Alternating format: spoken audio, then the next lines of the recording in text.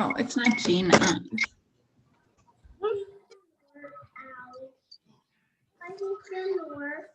Get ready for going to Christmas. Oh, my bed is flat. Get off the bed, Mara. What's that?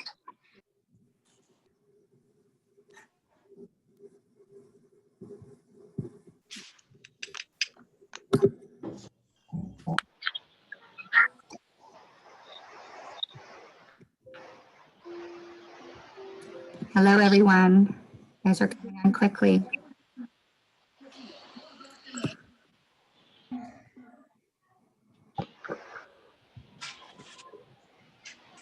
Excellent.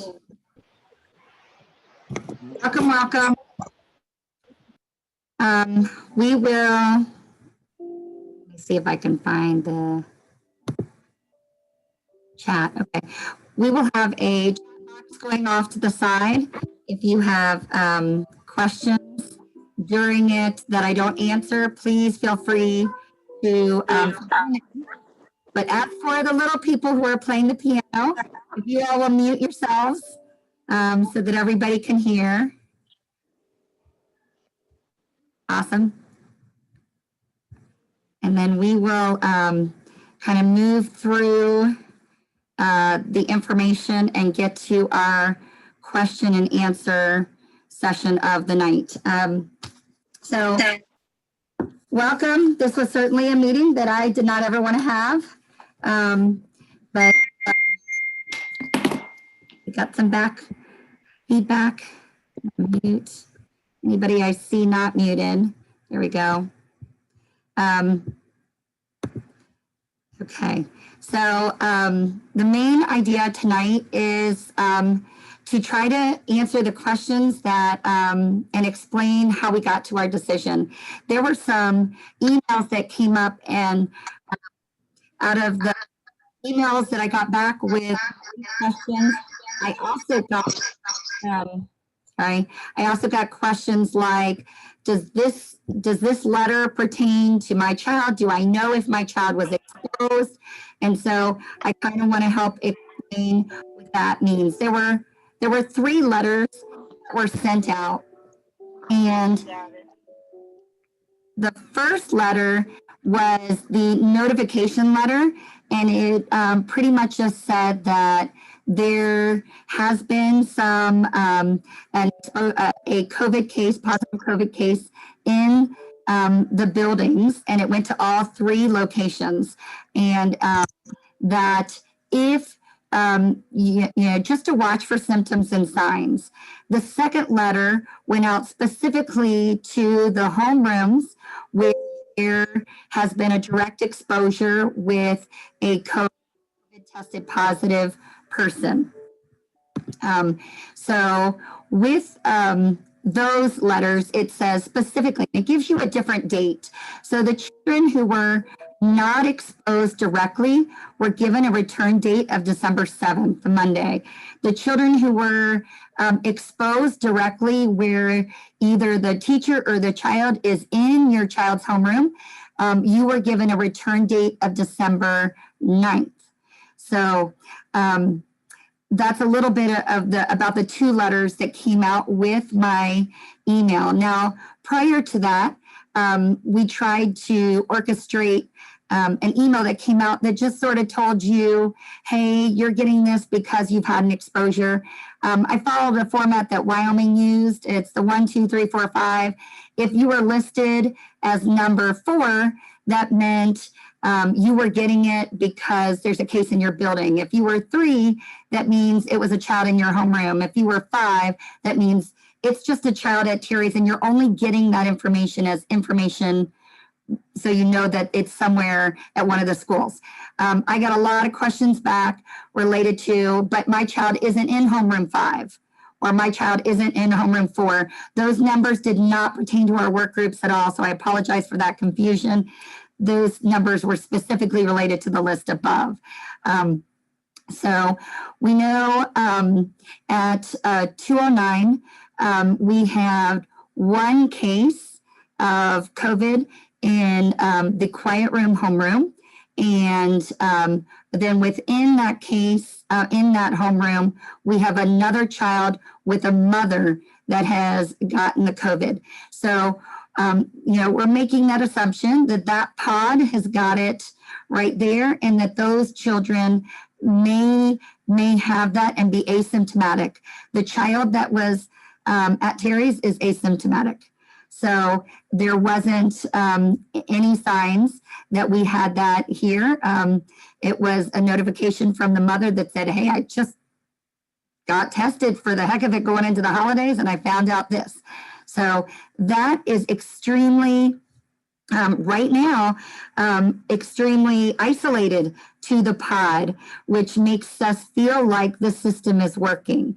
Now, what we have to play out is that in Monday morning and Tuesday morning, that pod was with the same homeroom teacher. So that homeroom teacher needs to be quarantined.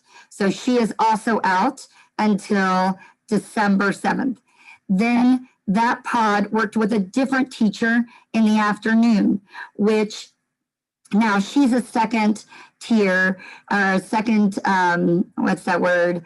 But she's a second string. So she wasn't directly exposed to anybody who was showing symptoms in that group. Oh, I take this back. She was actually exposed to the child who was still here Monday afternoon. So she would also be another exposure that would need to quarantine until December 7th. So the other piece that we have to keep in mind is when a homeroom teacher is out for a self-quarantine or a quarantine, that means somebody else has got to go in her place. So that brings about a different exposure. And since the homeroom teachers for the quiet room are out the same amount of time, as well as the additional teachers that worked with that group. So that's kind of how it got to be a little bit bigger. We have a self-quarantine. We have the teacher who worked with them Monday afternoon. We have the homeroom teacher. So that building has 3 teachers out. We're waiting to see how those 2 teachers fare during this 10-day period of quarantine, and also to see if any of those children in that quiet room take it home, and share with siblings. Siblings within the program, that's our biggest challenge with Terry's. We kind of knew that going in, that homeroom alone has 2 siblings. The exposure to those 2 other teachers would be another homeroom if it were to go that far, but she wouldn't have worked with that homeroom at the time that she was contagious.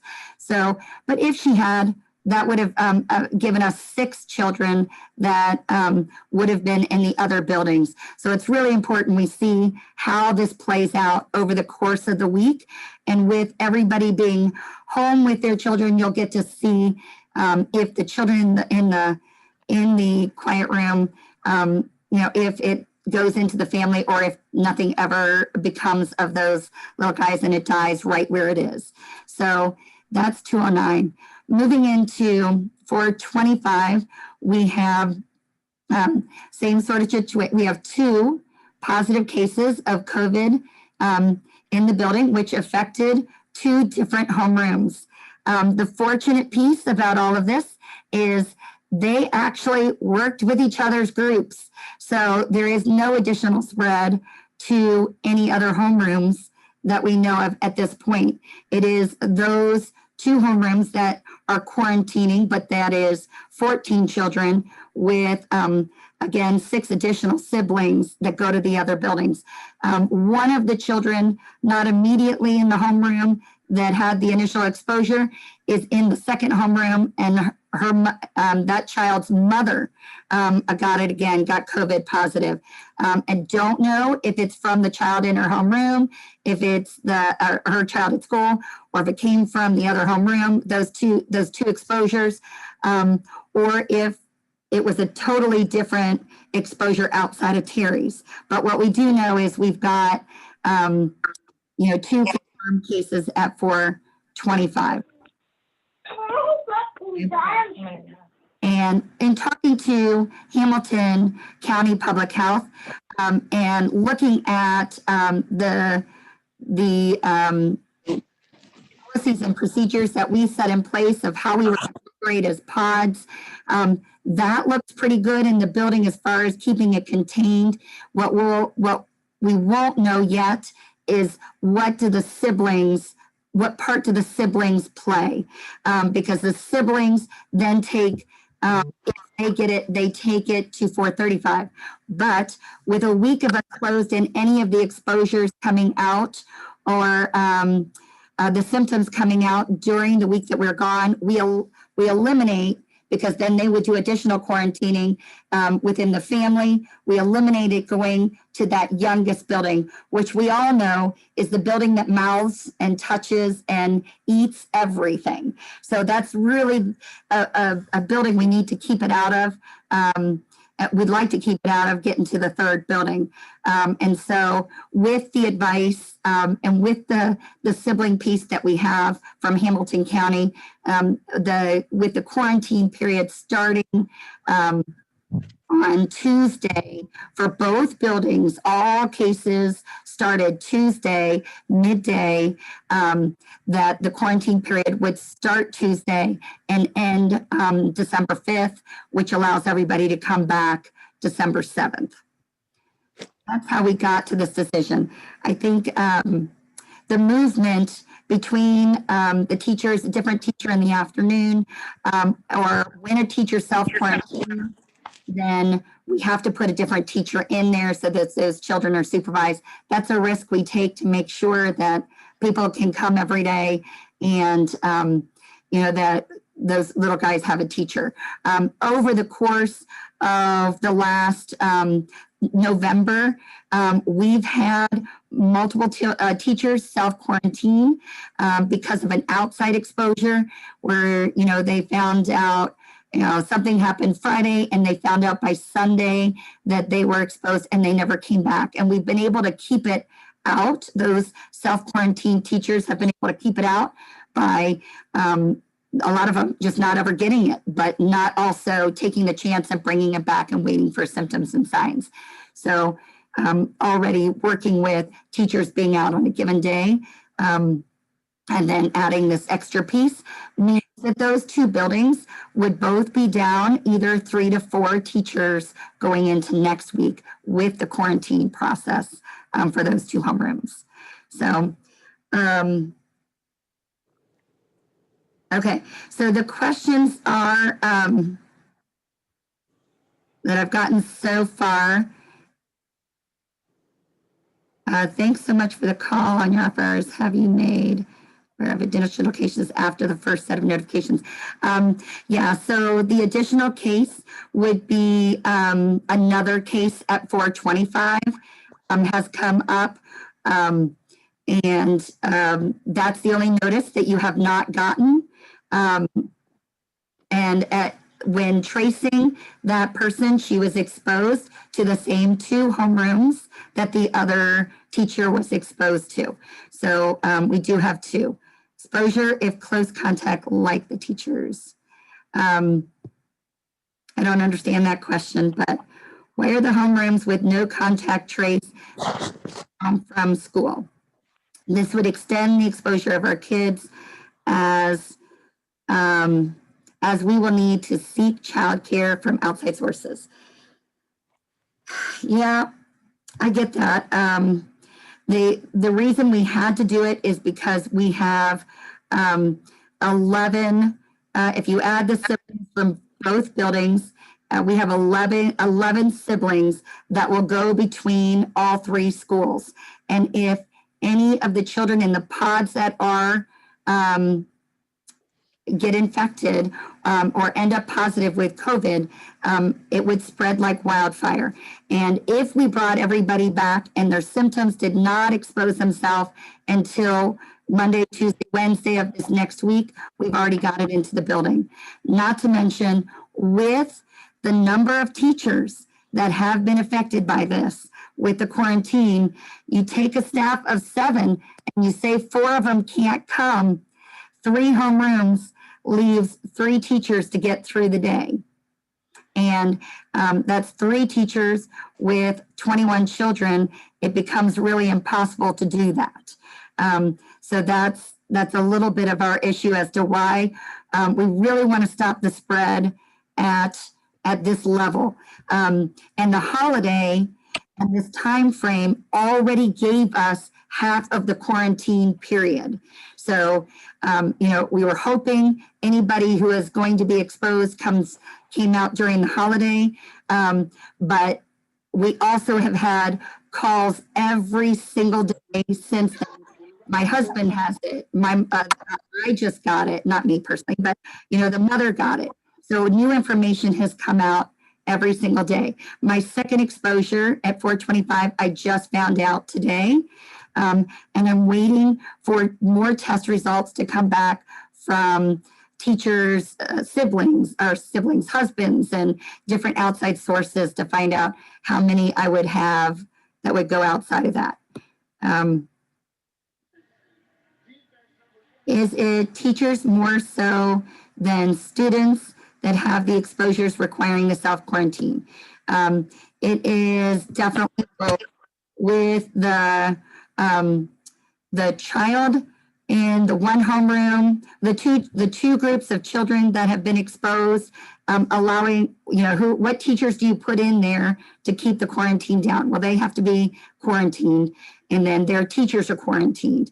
And then the child at 209 would be how many teachers worked with that one child. So it's, and ends up being 2.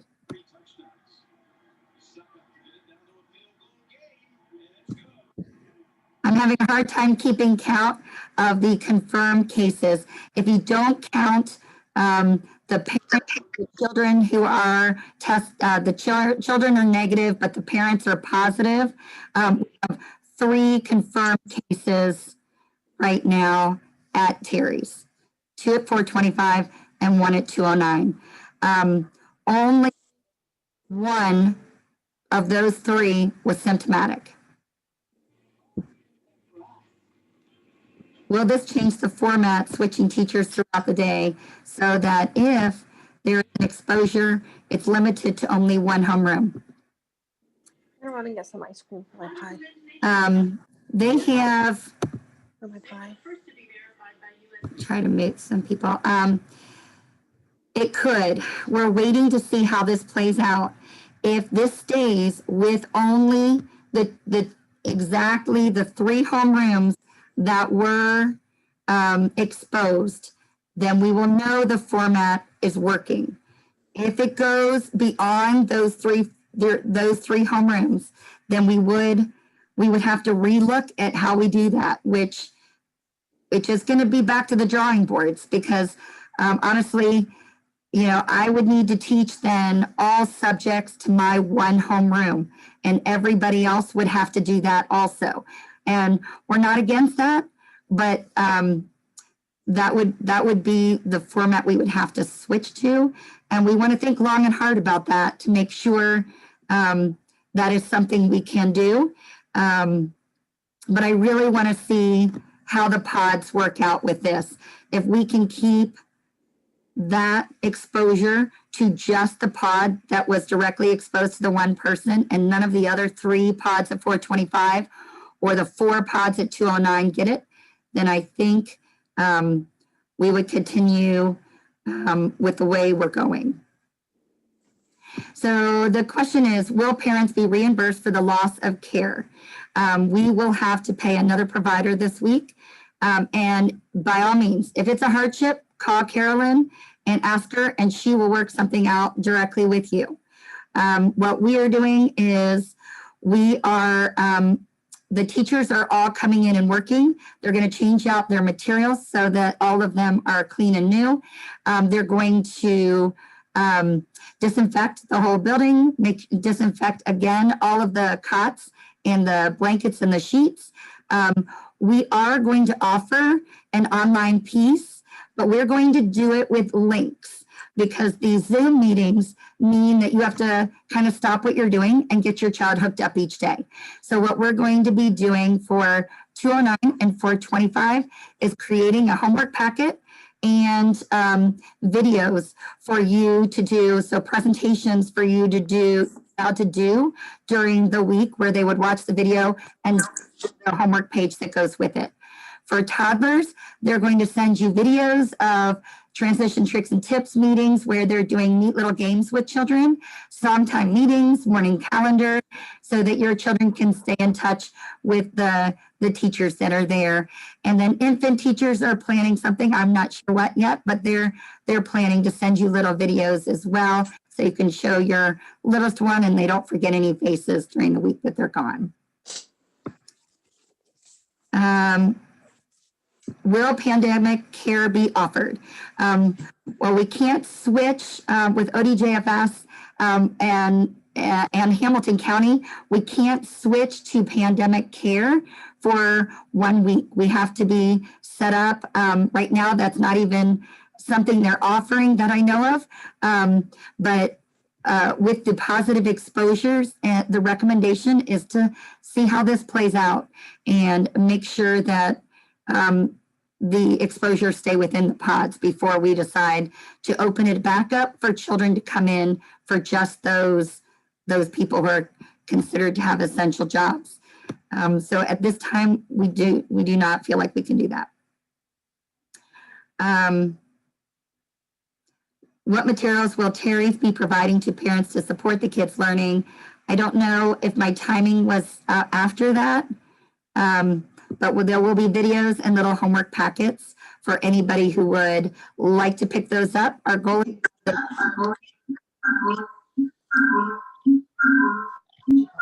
is ready Monday for you between 4 and 5. If you can't get there by that, you can let me know, or if you need another time frame, Tuesday morning, we will have those ready Monday afternoon by 4. Okay. Would we have been notified if our child was in the homeroom? Yes. Your notification would have looked different. The first one was just a notification. The second one had a date on it that said December 8th, returning on December 9th. So you were quarantined a little bit longer if you're in the homeroom with the child or the infectious people. If you were in their homeroom, then you have a little bit longer quarantine date, and that letter said that at the top.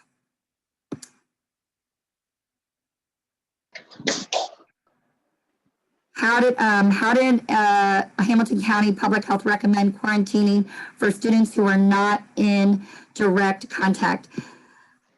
Good question. They were saying to just watch for signs and symptoms, and to avoid going, like travel and all of that. They did not say that you had to be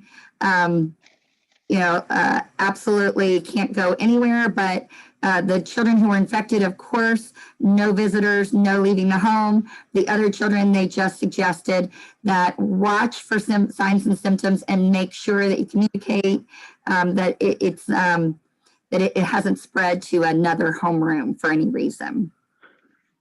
That was their suggestion on keeping everybody separate and letting everybody get a little distance during this next week and see what surfaces.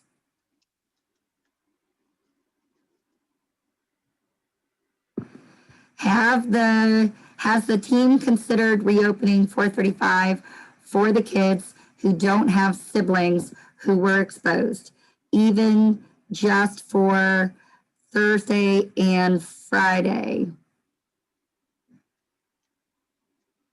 Thursday and Friday of this coming week. The exposure period doesn't end until December 5th, allowing us to open up December 7th. That was not discussed with Hamilton County as far as opening up one building and just eliminating all the siblings. It was just an overall recommendation, shut it down for a week and let it run its course and see if you can't stop the spread right here.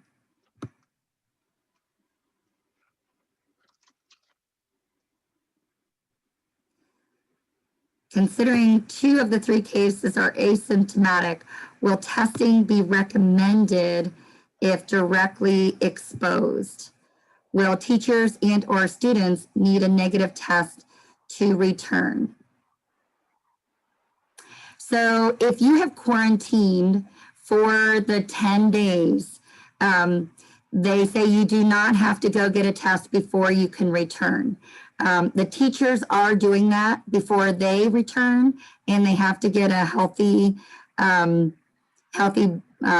of letter that says from their doctor that they're able to go back into the environment. But for the children, the exposure should come out during the next 12 days if something's going to surface as a sign or symptom. We received a close contact letter, but cannot tell which child it relates to. Oh, okay. So if, so that might mean you have a child at 425 and 209. So if you are in the quiet room at 209, or if you are in the sensorial room or the transition room of 425, then that would be the child it relates to.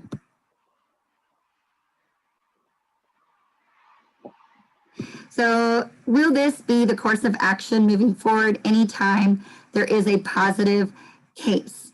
The hope is no, and I think Hamilton County felt fairly certain that would not need to happen each time. The only reason, well, an additional reason that it's happening now is because it has hit 2 buildings and there are so many siblings involved, and we don't know how well our pods are going to hold up. So that is why that decision was made for this time. Moving forward, it would be if one more child surfaces at, say, 209, and they happen to be an entrance room child, then we would have to look at the date of their test date and the 2 days before that they were contagious, and look at how their pod would be quarantined and their homeroom teacher would be quarantined. And then the other ones would be the 2 degrees away. So if that child worked in another room and that teacher worked very closely with that child for an extended period of time, 15 minutes or more, then we may have a teacher again quarantined. So I think we're always going to have, if a child gets it and moves from room to room, we're going to have that teacher exposure piece. But we've been able to handle that a little bit with our extra bodies in the building. Right now, I don't have the extra bodies, but moving forward, I'm hoping that it can be limited to 1 homeroom. I don't have a positive answer for that. I think we have to take each case individually and see how narrowed down we can get it. If this would have only happened at 209 with 1 child, then only that quarantine would have happened for that 1 pod. But I think it was the continual self-quarantine, the 1 pod, and then the 2 pods in the additional building, and then the number of siblings that would hit 435 that got to be too big at this moment.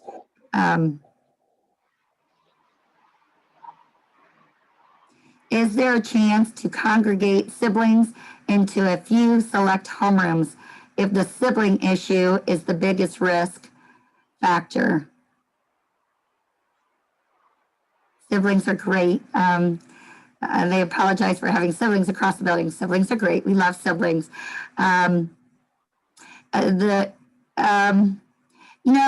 It's a great question, but really what you're saying is this is not at all a school and it's a daycare.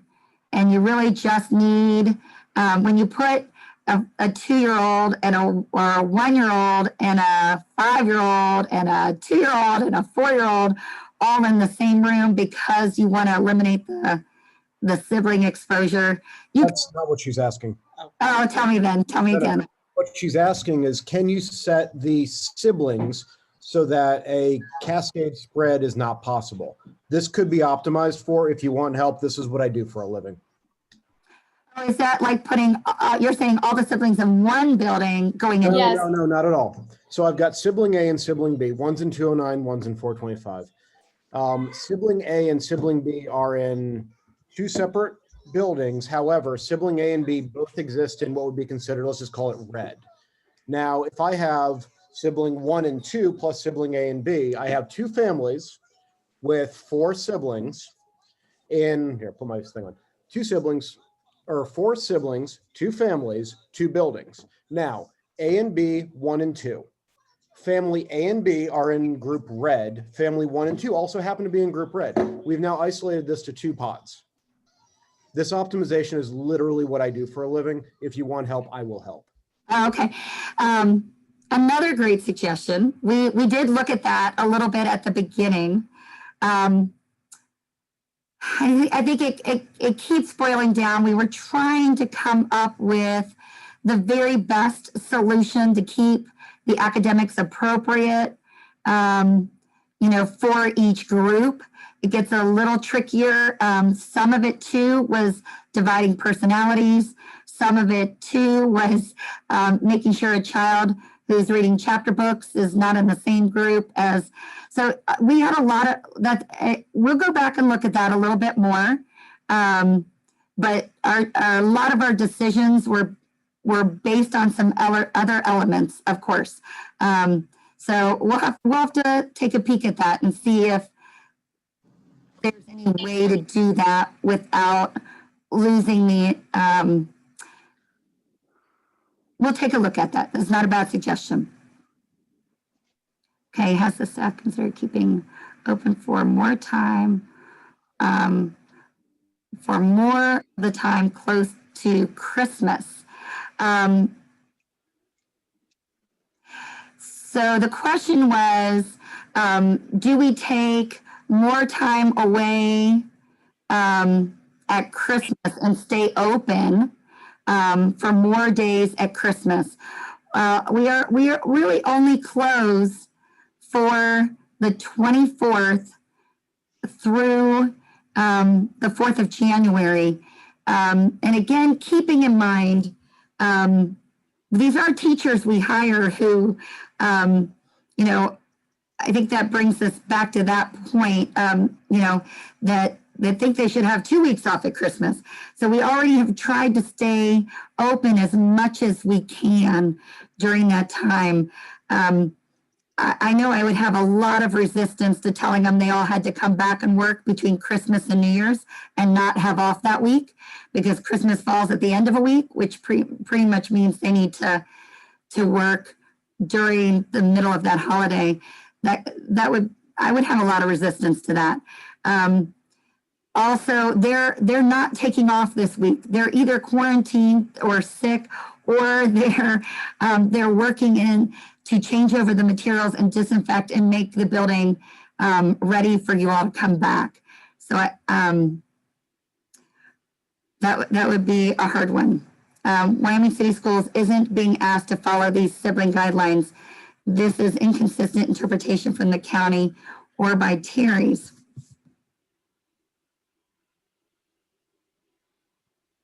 Wyoming City Schools, just to put it bluntly, also has half of the enrollment there half of the time. Your children, those children only go there 2 days a week and do the other 3 days online. Where we are running at full capacity, we may have been able to do something different if we only ran half the students. But I think that inconsistency, my understanding is if you have it at Wyoming, I have 2 children in Wyoming. If my child were to get it, then they would be home and they would be quarantined at home. And I would keep my other child that's going to Wyoming home at that same time so that they're not taking it to the building. Is it possible to survey, in addition to changed format, teacher switching, could this result in changes to the pod in order to align siblings across the building? Could this prevent all pods from being shut down?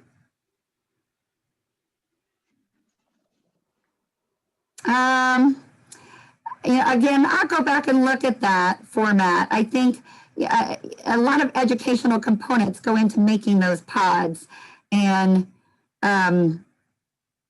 you know, we lose something with that when we align pods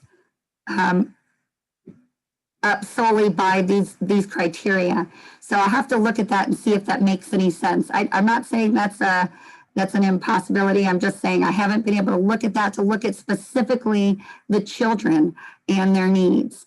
I'm trying not to get this to just providing daycare all day, but to keep to the integrity of the education as well. Change the curriculum structure. We're trying to reduce exposure. Okay, so the question here is it possible to survey the teacher's parents to see, Terry's parents, to see if they're willing to change the curriculum structure for 2021 to reduce exposure, keeping the child with their homeroom teacher? Studies have shown that surfaces don't spread for, sorry, it's hard for me to move this cursor. I think it just said something about spreading on the surfaces. I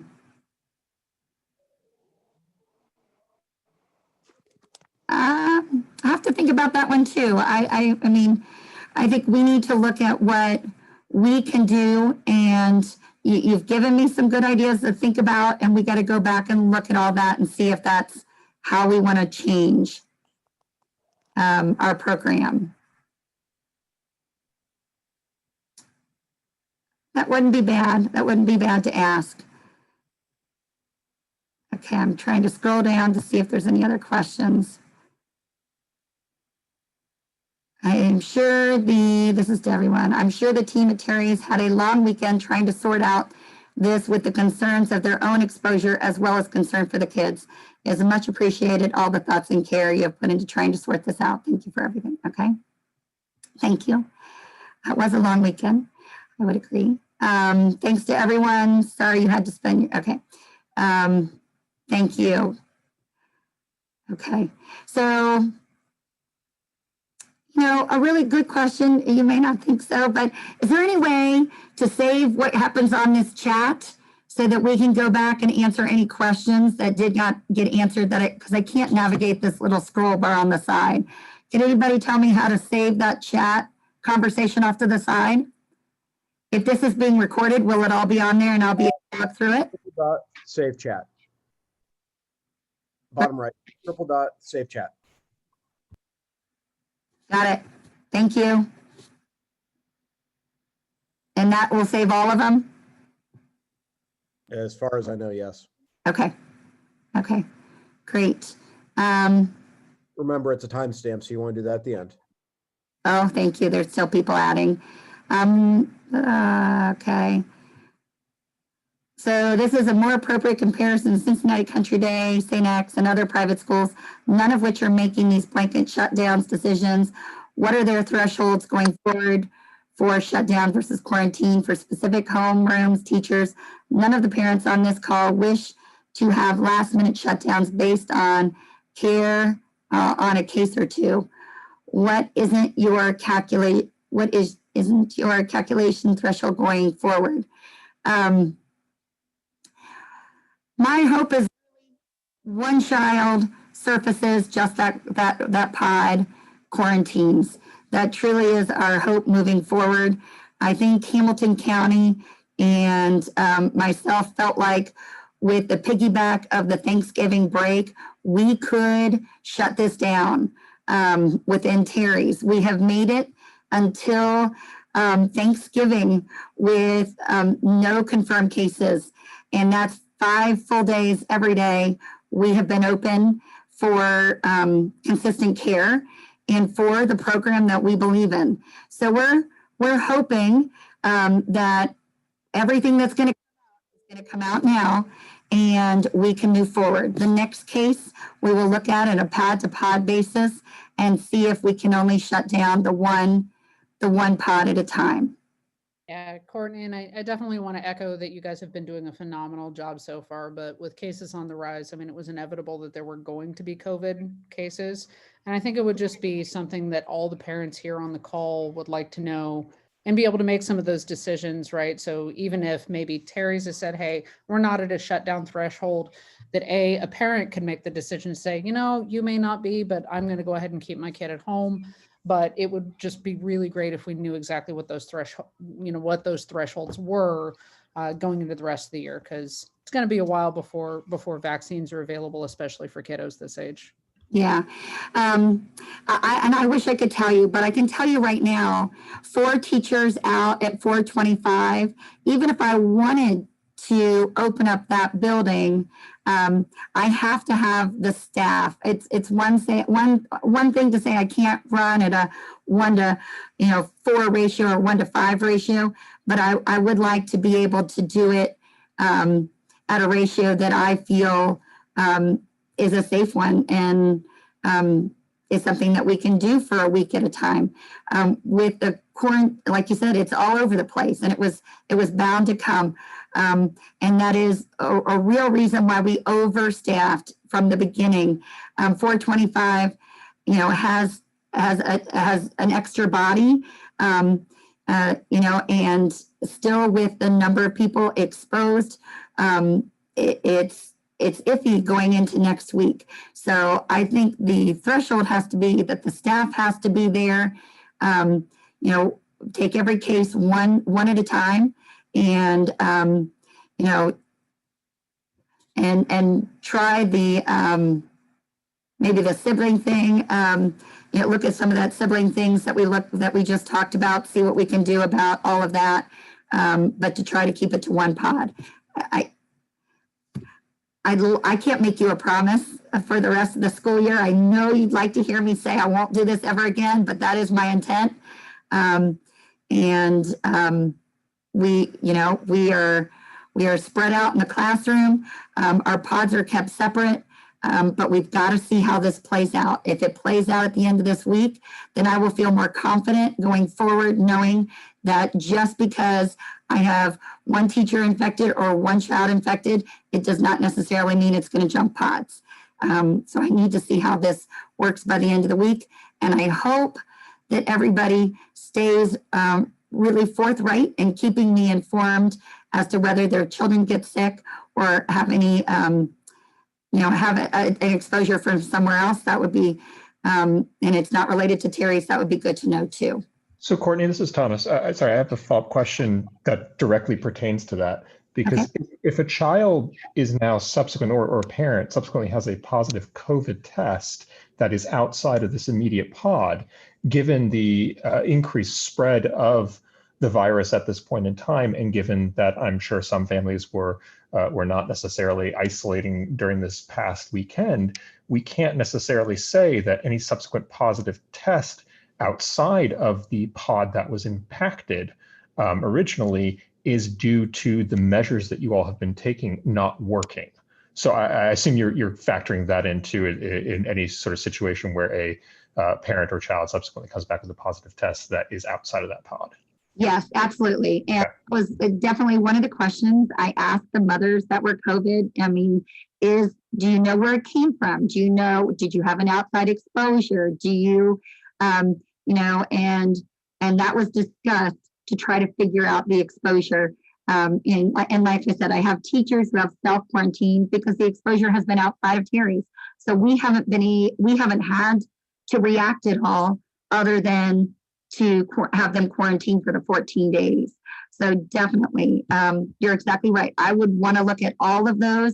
We contact trace everybody they came in contact with to make sure that it's not child related. It's not pod related. That is the last connection I want to make. But I will ask those questions to find that out. Thank you. No problem.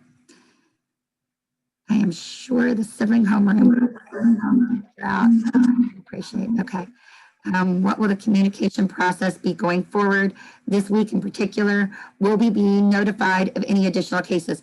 Yes. Okay. So Hamilton County is having a terrible time keeping up with the communication. So basically what they have said is they will not be sending out any notices of positive cases. It is on me to do that. So what I have a contact person at Hamilton County. I have, I email her, we talk, we've talked many times over the course of these last 5 days. And she sends me, we work through the contact tracing, we pick the date according to her regulations, and then I send out the letter. So I'm hoping that she'll continue to send me the Hamilton County letters, but whatever I don't get from her, I will be sending out my own. That was the initial one I sent out, that was the 1 through 5, that'll just keep you informed is if there's, a child in your core group, or is there just a child in the building or a person in the building, or if there is just been another exposure throughout all of Terry's community. So those are the initial letter I send out. I will send that out for every case and just be looking to see what that number is at the bottom of the 1 through 5, whether you're, which one that pertains to you. But we will definitely, you get notices for every case that is regulated by the state. If we have a positive case, it has to be communicated to you all. Okay. Okay, I think I'm at the bottom here.